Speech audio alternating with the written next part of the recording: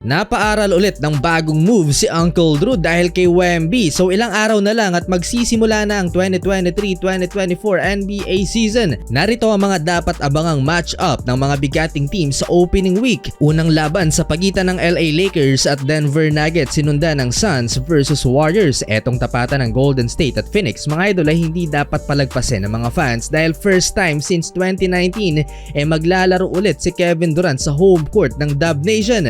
Matatanda ang lumipat nun si KD papuntang Brooklyn para samahan si Kyrie Irving sa East, and later nabugbog ng injuries kaya hindi nakapaglaro sa bahay ng kanyang former team. Mabu kaya si KD o bigyan pa siya ng standing ovation ng Dub Nation. So sa second day ng opening week, dadayuhin naman ni Kristaps Porzingis at Boston Celtics ang kanyang dating kupunan ng New York Knicks. Ang Utah Jazz, mga idol, na team ni Jordan Clarkson ay makakaharap una ang team ni Coach Jimmy Alapag na Sacramento Kings. October 27, Philadelphia 76ers versus Milwaukee Bucks. Etong si Giannis Antetokounmpo, mga idol, namigay ng bago niyang signature sneaker, ang Freak 5. Binigyan ni Giannis, mga idol, lahat ng kanyang mga teammates pati na ang mga coaching staffs. Awkward, mga idol, lang tanggapin ni Damian Lillard ang sneakers na yan dahil bawal niyang suotin dahil sa Adidas athlete si Dame Time. Sa araw din na yan, maghaharap ang Lakers at Phoenix Suns na noong nakaraan lang naglaban na sa isang preseason game.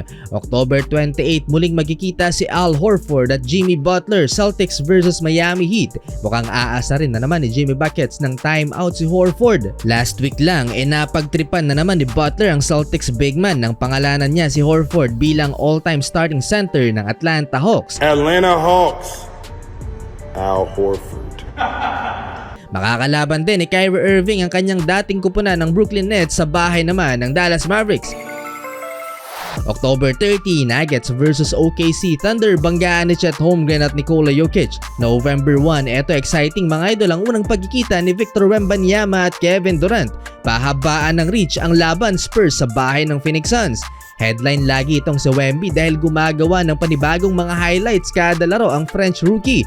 Ang hirap naman kasi i-contest at problema sa depensa talaga si Wembanyama. Ang official season debut ni Victor Wembanyama bilang rookie ng Spurs ay kontra sa Dallas Mavericks. Si Kyrie at Luka ang first assignment na Wemby, dalawang superstars na mahirap bantayan. Pero magawa kaya nilang malusutan ang depensa ni Wembanyama? Ngayon pa lang kasi nag-aaral na ang Dallas ng mga paraan para malusutan si Wembanyama. Kita nyo tong artificial arm na suot ni God Shamgad, ang developmental coach ng Dallas Mavericks, mga idol. Preparasyon na pala ito kay Victor Wembanyama dahil kay Wemby napaaral tuloy ng bagong move si Kyrie Irving.